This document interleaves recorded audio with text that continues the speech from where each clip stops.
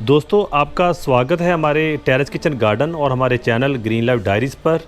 तो जैसे कि आपको मालूम ही है कि हमने अपने टेरेस पर एक किचन गार्डन बना रखा है जिसमें हमने ढेर सारी सब्जियां लगा रखी हैं।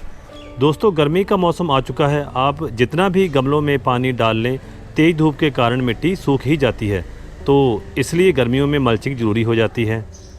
आज हम आपको बताएंगे कि हम अपने टेरेस गार्डन में कैसे और किस चीज़ की मल्चिंग करते हैं। तो दोस्तों आज हम जिस विषय के बारे में बात करेंगे वो है चावल का छिलका, कह लीजिए राइस हस्क, कि उसका क्या क्या इस्तेमाल हो सकता है। हम हमारे गार्डन में जहाँ पॉटिंग मिक्स में या मल्चर के रूप में उसका कैसे इस्तेमाल करते हैं।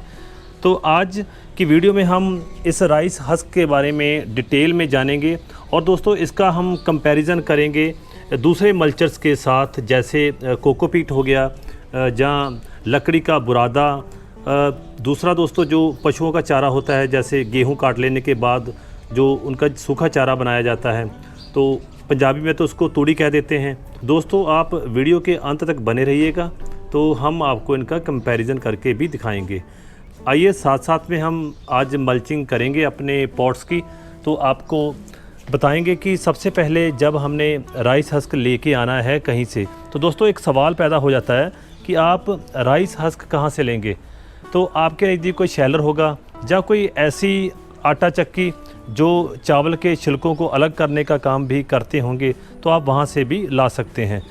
तो आइए दोस्तों सबसे पहले शुरू करते हैं कि जब भी आपने राइस हस्क लेके आना है, सबसे पहले उसका आपने ट्रीटमेंट कैसे करना है। हम इसमें थोड़ी सी गलती कर जाते हैं। हम ऐसे करते हैं कि हम राइस हस्क को या चावल के छिलकों को ले तो आते हैं, तो हम दोस्तों डायरेक्टली क्या कर देते हैं, उसकी मल्चिंग कर देते हैं, जहाँ हम अपनी मिट्टी का पॉटिंग मिक्स बना लेते हैं। तो आइए सबसे पहले हम इसका ट्रीटमेंट करेंगे। अब दोस्तों राइस हस्क को जब हम लेके आएंगे तो जो दो प्रोसेस शुरू करेंगे इसको रिफ़ाइन करने का। ऐसे आपने बड़ा सा एक छानना ले लेना है, तो यह आपको मिल जाएगा जैसे कोई सीमेंट का काम करते हैं तो वहाँ पर आपको ये छानना मिल जाएगा किसी भी शॉप से जहाँ कोई हार्डवेयर का सामान मिलता है।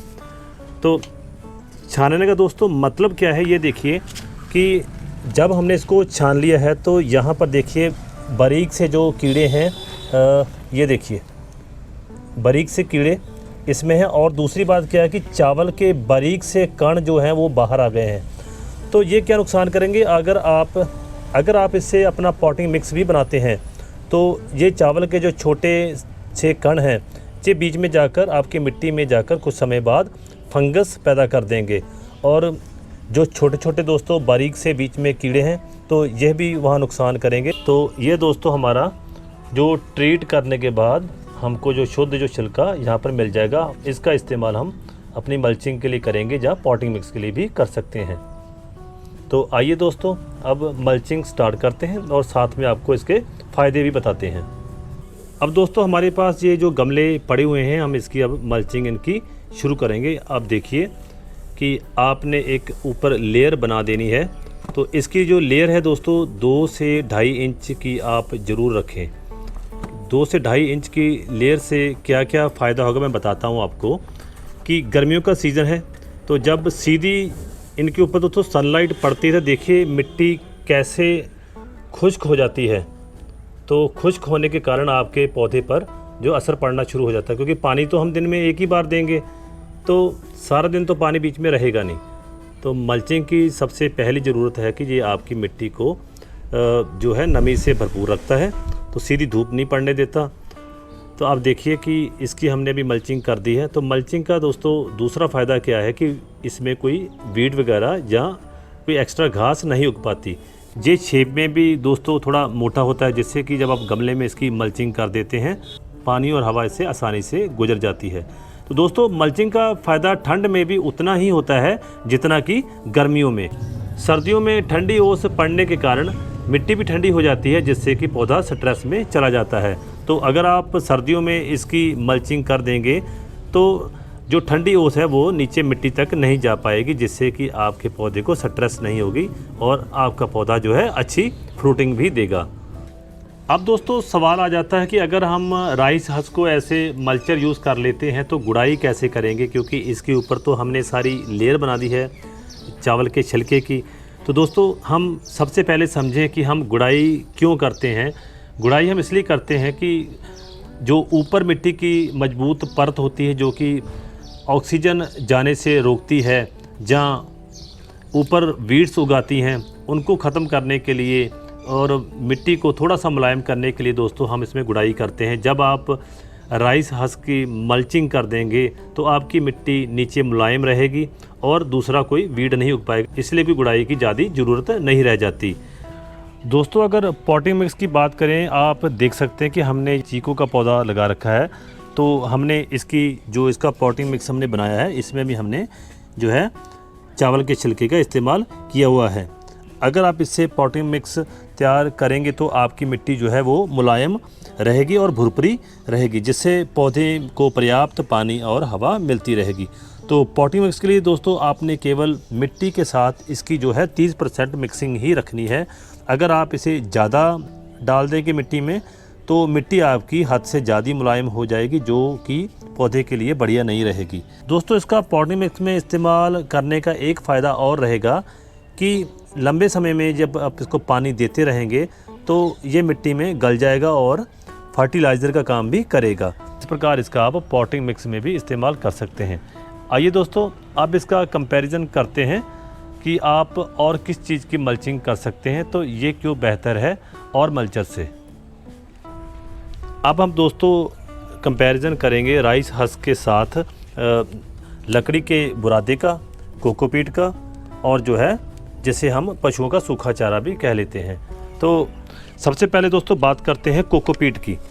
तो कोकोपीट को क्या हम इस्तेमाल कर सकते हैं मल्चिंग के लिए? जी हाँ, हम इसको मल्चिंग के लिए इस्तेमाल कर सकते हैं, पर आपने जब भी कोकोपीट की मल्चिंग करनी है तो इसकी आपने लेयर बारीक बनानी है। 1 इंच से लेयर दोस्तों कम रखनी है। जैसे हमने आपको बताया था कि आपने चावल के छिलके की जो लेयर है आपने 2 से 2.5 इंच की रखनी है, क्योंकि ये थोड़ा सा बारीक होता है। तो अगर आप इसकी लेयर मोटी बना देंगे तो उससे क्या होगा कि ये आपके गमले की मिट्टी के ऊपर जम जाएगा, जिससे कि नीचे हवा क्रॉस नहीं कर पाएगी।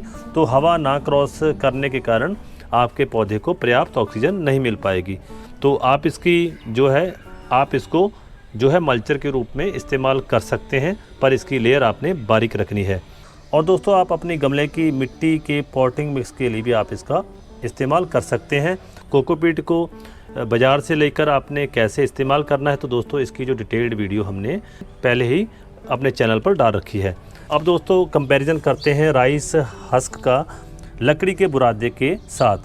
तो लकड़ी का क्या हम बुरादा यूज़ कर सकते हैं ऐसे मल्चर या पॉटिंग मिक्स? तो दोस्तों इसको हम रिकमेंड नहीं करेंगे। सबसे पहली बात यह है कि लकड़ी का जो बुरादा होता है वो डिकम्पोज नहीं होता, जबकि इसके मुकाबले हस्क की बात करें, राइस हस्क की बात करें तो यह दोस्तों नेचुरली ही डिकम्पोज हुआ होता है। तो इससे फंगस लगने का चांस बिल्कुल नहीं रहता, पर लकड़ी के बुरादे को फंगस अवश्य ही लगेगा, चाहे आप इसकी मल्चर के रूप में इसका इस्तेमाल करें या आप पॉटिंग मिक्स के रूप में करें। अब दोस्तों हम अगला कंपैरिजन करेंगे राइस हस्क का और जो धान का वेस्ट बच जाता है, जो पशुओं के सूखे चारे के रूप में इस्तेमाल किया जाता है। इसको हम पंजाबी में तूड़ी भी बोल लेते हैं। तो दोस्तों देखा जाए तो इसका भी मल्चर के रूप में इस्तेमाल किया जा सकता है, पर हम इसको भी रिकमेंड नहीं करेंगे, क्योंकि इसमें आने वाले समय में फंगस लगने का पूरा खतरा बना रहता है।